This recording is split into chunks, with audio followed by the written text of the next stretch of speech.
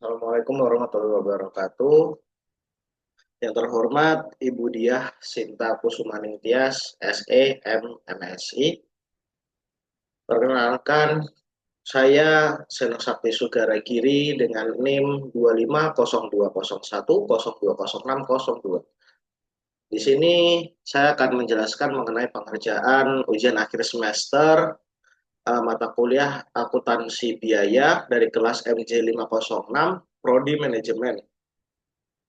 Di sini saya sendiri merupakan NIM genap sehingga saya akan menjawab soal UAS untuk NIM genap. Untuk pertanyaan pertama mengenai perbedaan antara produk bersama dan produk sampingan dalam akuntansi biaya. Saya membagi menjadi 5 aspek, yaitu dari segi definisi, tujuan produksi, nilai ekonomis, hubungan produksi, dan juga perlakuan di dalam akuntansi. Yang pertama dari definisi untuk produk bersama sendiri atau joint product, yaitu adalah dua atau lebih produk yang dihasilkan simultan dari proses produksi dan bernilai jual relatif besar. Dalam deskripsi soal sendiri, yaitu contohnya ada CPO dan juga kernel. Kemudian untuk produk sampingan atau by product, yaitu produk tambahan dari proses produksi yang nilai jualnya relatif lebih kecil, di mana contohnya itu merupakan serat sawit. Kemudian untuk tujuan produksinya itu sendiri, untuk tujuan utamanya, untuk tujuan produksi untuk produk bersama merupakan tujuan utama produksi itu sendiri. Kemudian untuk produk sampingan bukan merupakan tujuan utama, sehingga muncul sebagai hasil tambahan. Kemudian untuk aspek nomor 3 itu nilai ekonomis, yaitu untuk yang produk bersama nilai penjualan relatif besar dan biasanya sebanding antar produk utama. Kemudian untuk produk sampingan, nilai penjualan lebih kecil dibandingkan produk utama. Kemudian yang keempat, hubungan produksi. Untuk produk utama, produk bersama tidak bisa memproduksi satu tanpa menghasilkan yang lain karena berasal dari proses yang sama. Sedangkan produk sampingan, keberadaannya bergantung pada produksi produk utama. Lalu yang kelima, perlakuan pada akuntansi, biaya bersama harus dialokasikan dengan metode tertentu. Di antaranya itu ada metode kuantitatif, yaitu berdasarkan jumlah fisik produk yang dihasilkan. Lalu ada metode nilai jual relatif, itu berdasarkan nilai jual masing-masing produk pada titik pemisahan. Lalu yang ketiga ada metode biaya rata-rata, yaitu biaya total dibagi rata-rata di antara semua produk. Lalu untuk produk sampingan biasanya tidak dibebani dengan biaya bersama secara langsung karena nilai ekonominya jauh lebih rendah. Kemudian ada dua metode yang sering digunakan, diantaranya yaitu ada metode pengurangan pendapatan, biasanya tidak dialokasikan pada biaya bersama penuh. Kemudian yang kedua ada pengalokasian biaya bersama, yaitu dengan nilainya menjadi pengurang bagi biaya bersama atau pendapatan lainnya. Kemudian untuk soal nomor 2 mengenai konsep biaya bersama atau joint cost dan mengapa biaya tersebut perlu dialokasikan. Biaya bersama atau joint cost adalah biaya yang timbul dalam proses produksi yang menghasilkan lebih dari satu produk secara simultan sampai titik pisah atau split off point. Pada tahap ini, biaya tidak dapat ditelusuri secara langsung ke masing-masing produk karena seluruh biaya terjadi sebelum produk dipisahkan. Dalam deskripsi soal, join cost-nya yaitu sebesar 900 juta, sehingga perlu dialokasikan ke masing-masing produk, baik produk utama dan juga produk sampingannya. Biaya bersama harus dialokasikan, alasannya yaitu untuk menentukan harga pokok produksi masing-masing produk. Lalu yang kedua, mengetahui profitabilitas tiap produk. Yang ketiga, menentukan harga jual yang tepat. Yang keempat, menyusun laporan keuangan atau penilaian persediaan. Yang kelima, pengendalian biaya dan pengambilan keputusan manajerial. Dan yang terakhir, yaitu memenuhi standar akuntansi dalam pengalokasian biaya sehingga transparan dan akuntabel. Tanpa alokasi biaya bersama, perusahaan tidak dapat menilai apakah suatu produk memberikan kontribusi laba ataupun tidak. Kemudian untuk nomor 3 yaitu mengenai alokasi biaya bersama ke produk CPO dan kernel sebagai uh, produk utamanya dengan menggunakan metode nilai jual relatif. Sebelumnya kita akan membahas terlebih dahulu apa itu metode nilai jual relatif, yaitu metode alokasi biaya bersama yang membebankan joint cost kepada produk berdasarkan proporsi nilai jual masing-masing produk pada titik pisah atau split of point. Ilustrasinya joint cost yaitu uh, dari bahan baku utama merupakan kelapa sawit diproses bersama. Lalu pada titik split of point menghasilkan 3 produk, yaitu kelapa sawit CPO dan juga kelapa sawit kernel sebagai produk bersama. Sedangkan untuk produk sampingannya sendiri merupakan serat sawit. Sehingga di sini kita akan membahas lebih lanjut mengenai penentuan nilai hingga ke HPP dari produk bersama, yaitu untuk CPO dan juga kernel. Langkah-langkah alokasi biaya bersama ke produk CPO kernel itu ada 5 langkah. Dimulai dengan menghitung nilai jual produk bersama, lalu menghitung proporsi nilai jual masing-masing produk. Yang ketiga, mengalokasikan biaya bersama. Yang keempat, mengalokasikan biaya bersama. Dan yang terakhir, menghitung HPP per unit. Di mana diketahui dari deskripsi soal, produknya sendiri ada untuk produk bersama ada 2, yaitu CPO dan kernel. Produksi dengan kode A untuk CPO sebanyak 600 ton, sedangkan untuk kernel 300 ton. Untuk harga per unitnya dengan kode B, untuk CPO sendiri yaitu Rp10.000 per unit, dan untuk kernel 10 maaf, untuk CPO sendiri 10 juta rupiah per unit, kemudian untuk kernel ada 7 juta rupiah per unit. Lalu untuk nilai jual dengan kode C, yaitu berdasarkan perhitungan kalian dari produksi dikalikan dengan harga per unit, yaitu 600 ton dikali 10 juta menghasilkan 6 miliar.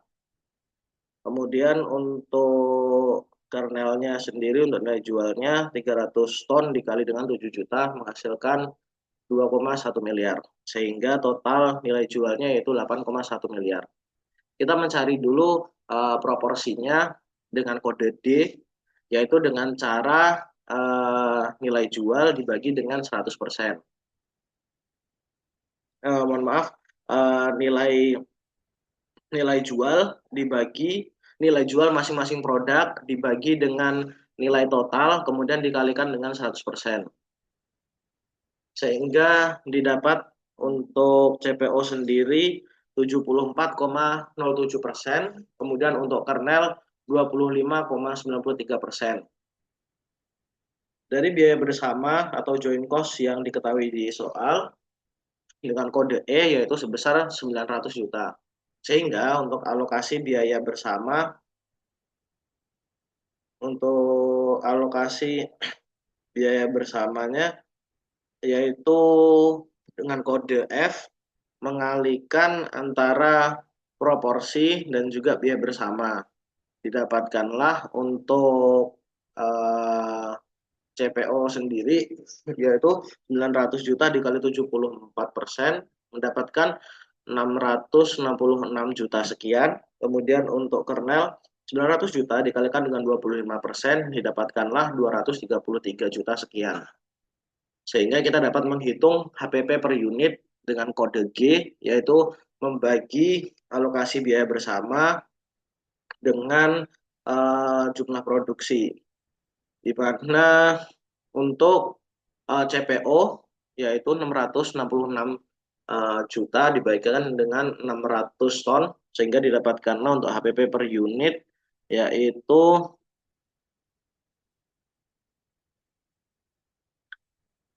1.111.000 sekian. Sedangkan untuk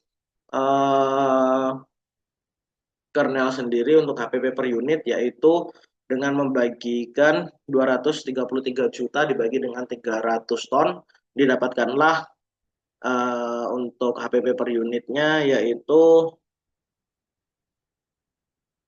777.000 sekian. Kemudian untuk soal nomor 4 mengenai perlakuan akuntansi terhadap produk sampingan yaitu serat sawit dan pengaruhnya terhadap biaya produk utama. Ada dua metode umum yaitu metode pengurangan pendapatan biasanya tidak dialokasikan pada biaya bersama penuh, sehingga pendapatan dari serat sawit bisa langsung dikurangkan dari biaya bersama. Dan biaya total yang dialokasikan ke produk utama menjadi berkurang. Kemudian yang kedua adalah mengalokasikan biaya bersama. Nilainya menjadi pengurang sebagian kecil biaya bersama atau pendapatan lain berdasarkan nilai jual relatif atau volume produksi. Namun, biasanya biaya untuk produk sampingan tidak sebesar biaya untuk produk utama. Dari kedua metode tersebut, maka metode yang paling realistis untuk digunakan yaitu metode pengurangan pendapatan. Kenapa? Karena serat sawit bernilai kecil dibandingkan CPO dan juga kernel. Dengan cara mengurangkan nilai jual serat sawit dari biaya bersama. Alasannya karena nilai ekonominya yang tidak signifikan, tidak efisien untuk menghitung biaya per unit produk sampingan, lalu lebih mencerminkan realitas ekonomi produksi. Sehingga manfaat kita dengan menggunakan metode tersebut, ketika nilai produk sampingan dikurangkan dari joint cost, maka keuntungan yang didapatkan yaitu biaya yang dialokasikan produk utama menjadi lebih kecil. Kemudian harga pokok per unit produk utama menurun, dan juga profitabilitas produk utama meningkat. Kemudian untuk nomor 5, manfaat informasi HPP bagi harga pokok bagi manajemen. Yang pertama manfaatnya itu penetapan harga. Informasi HPP bersama memberikan dasar yang kuat bagi manajemen untuk menentukan harga jual yang tepat. Karena dari data tersebut, perusahaan dapat mengetahui batas harga minimum agar tidak menjual dengan kerugian, sekaligus memastikan margin keuntungan yang diinginkan tetap tercapai. Dengan memahami alokasi biaya pada masing-masing produk seperti CPO dan kernel, manajemen dapat menetapkan harga yang kompetitif di pasar, namun tetap dapat menguntungkan. Sehingga strategi penetapan harga tidak hanya mempertimbangkan kondisi pasar, tetapi juga struktur biaya internal perusahaan. Kemudian yang kedua, evaluasi profitabilitas.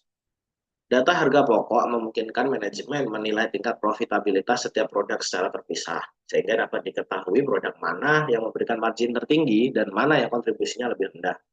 Informasi ini penting untuk mengevaluasi kinerja lini produk, menentukan apakah suatu produk perlu dipertahankan, ditingkatkan produksinya, dikembangkan lebih lanjut, atau mungkin dikurangi.